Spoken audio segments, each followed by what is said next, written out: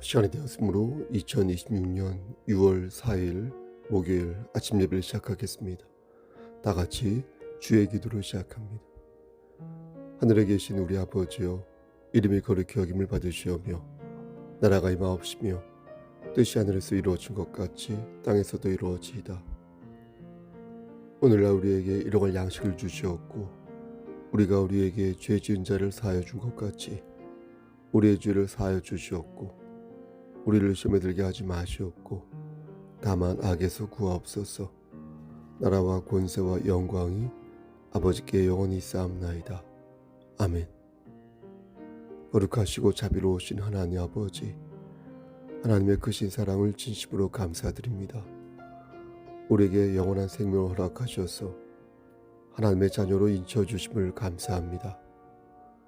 우리가 넘어지고 쓰러질 때마다 우리를 일으켜 세워주시고 다시 진리 안에서 우리를 묶어주시고 독수리의 날갯짓을 하게끔 힘을 주심을 감사합니다.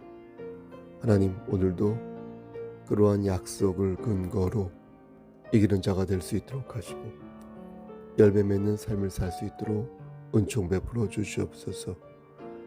우리 교회가 구원의 방주로서의 역할을 잘 감당할 수 있도록 하시고 각자 교회의 개인으로서 각자 서 있는 그 자리에서 예수님의 향기를 바라는 자 될 수 있도록 은혜 베풀어 주시옵소서.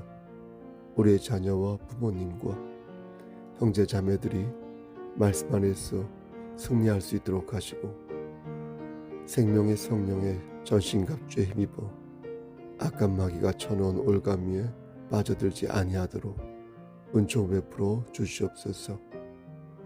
모든 말씀 예수 그리스도인 받들어 감사하며 기도드렸사옵나이다. 아멘. 하나님 말씀 보겠습니다. 이사야 38장 1절에서 8절 말씀입니다. 구약성경 제 성경으로 1012쪽입니다. 이사야 38장 1절에서 8절 말씀을 봉독합니다. 그때 히스기야가 병들어 죽겠더니 아모스의 아들 선지자 이사야가 나아가 그에게 이르되 여호와께서 이같이 말씀하시기를 너는 내 집에 유언하라.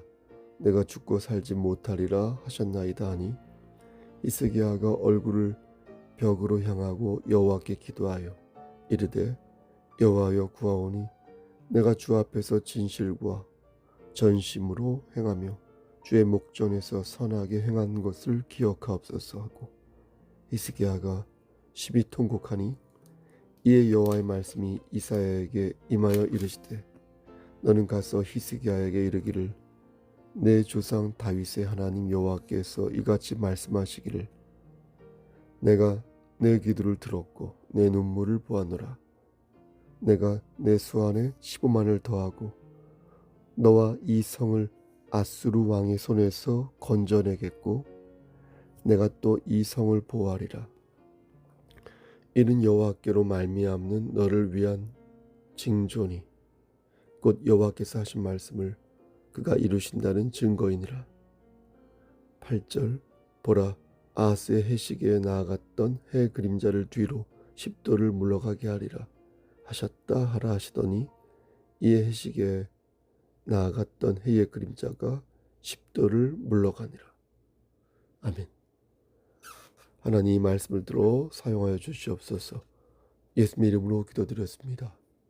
아멘. 오늘 본문을 보면 히스기야 왕이 하나님께 살려달라고 간구하는 내용이 나옵니다. 주목할 점은 하나님의 선지자 이사야가 히스기야 왕의 죽음을 알리기 위해 히스기야를 찾았다는 것입니다. 마치 의사가 죽음을 앞둔 환자를 찾아가 죽음을 알리는 것처럼 이사야 선지자는 히스기야 왕을 찾아가 왕이 이제 곧 죽게 될 것임을 알린 것입니다. 이 말씀은 오늘 본문 말씀만 아니라 똑같은 내용으로 열왕기하 20장에도 나옵니다. 두 말씀을 비교하면서 읽으면 조금 더 자세하게 당시 상황을 이해할 수 있는데 오늘 본문에는 나오지 않지만 열왕기하 20장 말씀을 보면 이사야 선지자는 히스기야 왕에게 이르기를 여호와의 말씀이 너는 집을 정리하라. 네가 죽고 살지 못할 것이다. 라고 말합니다. 집을 정리하라는 말씀을 오늘 본문에서는 어떻게 표현하고 있냐면 1절 말씀 끝에 너는 내 집에 유언하라. 내가 죽고 살지 못하리라. 라고 표현합니다. 그러니까 열왕기하 20장에서는 집을 정리하라고 말을 하고 있는데 오늘 본문에서는 내 집에 유언하라 이렇게 말하고 있는 것입니다. 그러니까 표현은 다르지만 내용은 같습니다. 이 말씀의 뜻은 당신이 이제 죽을 것이니까 당신의 가족들에게 죽음을 알리고 다음 일을 준비케 하라는 것입니다. 그렇다면 왕에게 있어서 다음 일이란 무엇일까요? 왕이 하는 일은 나라를 통치하는 것인데 이제 죽게 되었으니 당신 다음으로 이 나라를 통치할 사람을 준비해 놓으라는 것입니다. 그러니까 다음 왕을 준비하여서 나라가 안정되게 유지될 수 있도록 도모하라는 것입니다. 이 말씀이 왜 중요하냐면 당시 히스기야 왕에게는 자식이 없었거든요. 따라서 그를 이을 사람이 없었기에 이것은 국가적으로 볼 때 매우 심각한 상황이었던 것입니다. 그런데 이 사실을 모를 리 없었던 하나님께서는 왜 이사야 선지자에게 이렇게 말씀하신 것인지, 그렇게 말씀하신 것인지 의문이 드는 것입니다. 후사가 있어야 집을 정리하고 유언할 터인데 왕의 계보를 이을 후사가 없으니 히스기야 왕 입장에서는 정말로 어떻게 해야 할지 앞이 캄캄했을 것입니다. 당시 유다를 다스리던 히스기야 왕의 나이가 39살이었습니다. 그가 25살 때 왕이 되었으니까 이제 한참 왕으로의 입지를 다지고 뭔가 보여줄 수 있는 그런 때였습니다. 더욱이 히스기야는 하나님 보시기에 합당한 통치를 하던 왕이었습니다. 그러하기에 젊은 나이에 죽게 된다는 것이 히스기야 자신이 볼 때는 너무나 아쉽고 억울하였던 것입니다. 게다가 대를 잇는 자식이 없었으니 왕의 입장에서 볼 때 무책임하게 끝내버린 것 같아서 너무나 허무하고 원통했던 것입니다. 히스기야는 하나님께 이렇게 기도합니다. 3절 말씀에 이르되 여호와여 구하오니 내가 주 앞에서 진실과 전심으로 행하며 주의 목전에서 선하게 행한 것을 기억하옵소서 하고 히스기야가 심히 통곡하니. 앞에서 말씀드린 것처럼 히스기야 왕은 꽤 괜찮은 왕이었습니다. 열왕기하에 따르면 히스기야는 여호와께서 보시기에 정직하게 처신했다 라고 기록되어 있습니다. 거짓된 신들을 숭배하는 장소를 파괴했고 하나님을 의지하는 가운데 아시리아를 물리치는 쾌거를 거두게 되었습니다. 물론 잘못한 일도 있었죠. 하지만 대체로 히스기야는 하나님 보시기에 꽤 괜찮은 왕이었고 이 점을 히스기야 자신도 알고 있었습니다. 그래서 히스기야는 하나님의 목전에서 자신이 선하게 행한 것을 기억해달라고 자신 있게 기도할 수 있었던 것입니다. 그렇다면 하나님께서는 왜 히스기야에게 죽음을 내리신 것일까요? 모든 죽음이 다 이렇다고 말할 수는 없겠지만 히스기야의 죽음에는 뭔가 특별한 이유가 있었습니다. 앞에서도 말씀드렸지만 우리는 히스기야의 친구였던 이사야 선지자가 그의 죽음을 미리 알렸다는 것에 주목할 필요가 있습니다.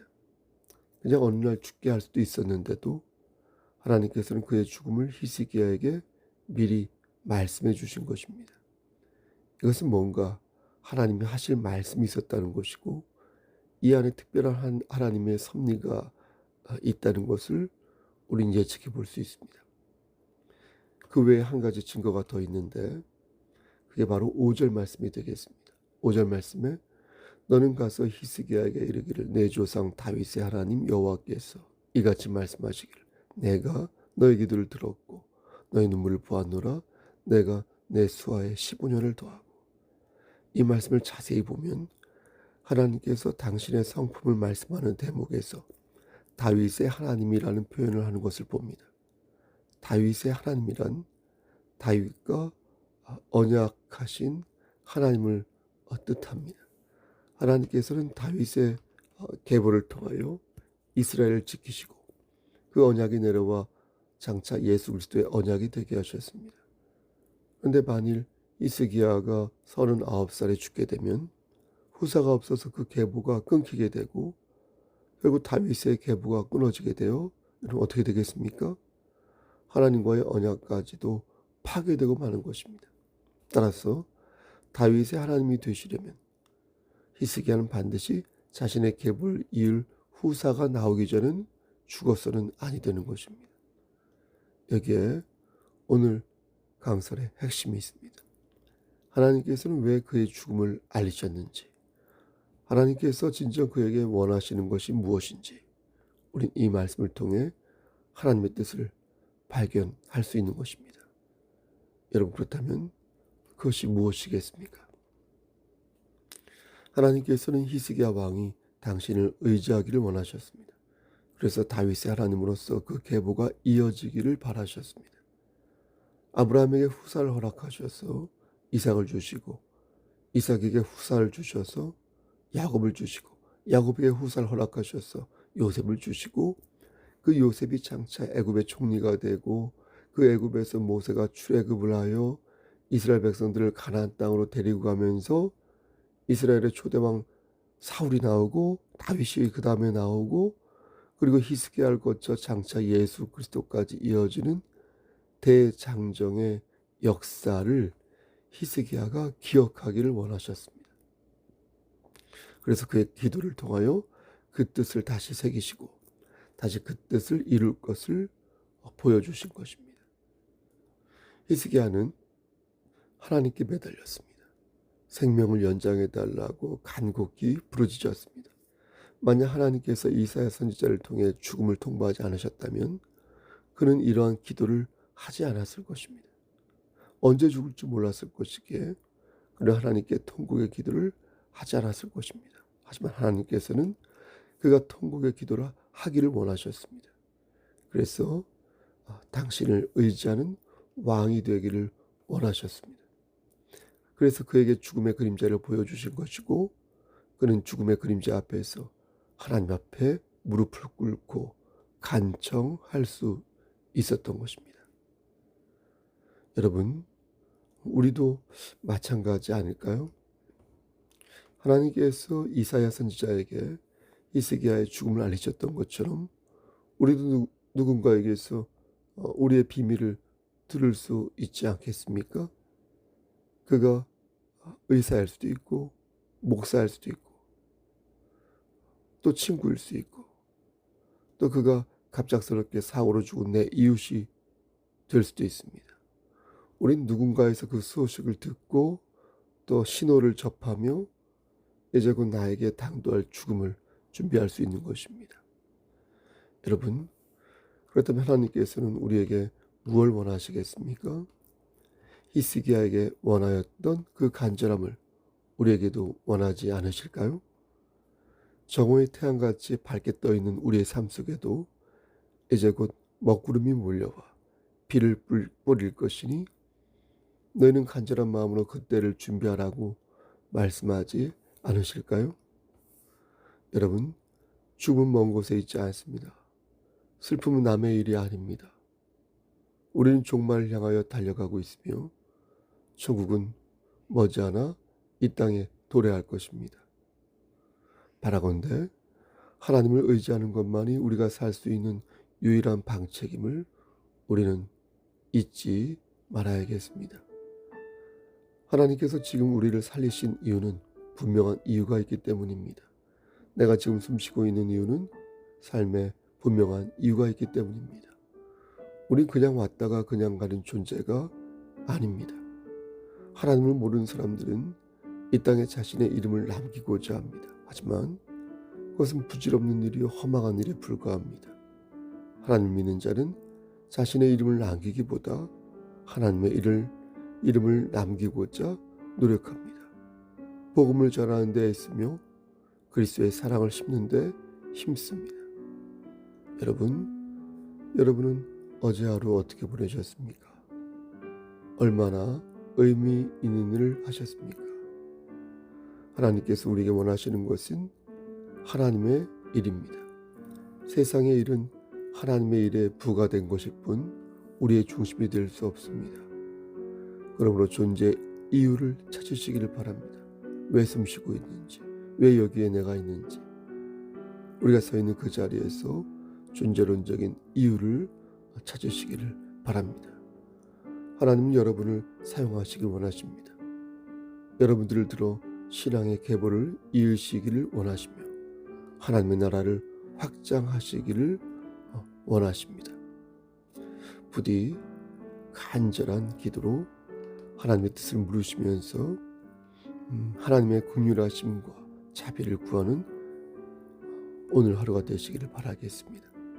히스기야의 기도를 기억하시고 그 날을 소망하며 한 발 한 발 전진하는 저와 여러분 되시기를 주님 이름 받들어 간절히 축원합니다. 아멘. 이제는 우리를 죄에서 구속하여 주신 우리 구주 예수 그리스도의 은혜와 아버지 하나님의 만극하신 그 사랑하심과 성령 하나님의 교통하시고 인도하시는 모든 역사하심이 하나님 말씀 안에서 하나님의 긍휼하심과 자비하심을 오늘도 구하며 이기는 자 되기를 소원하는 여기 모인 성도와 그들의 가정과 이 재단과 이 나라 위에 하나님의 사랑하심이 세세토록 함께 계실지어다. 아멘.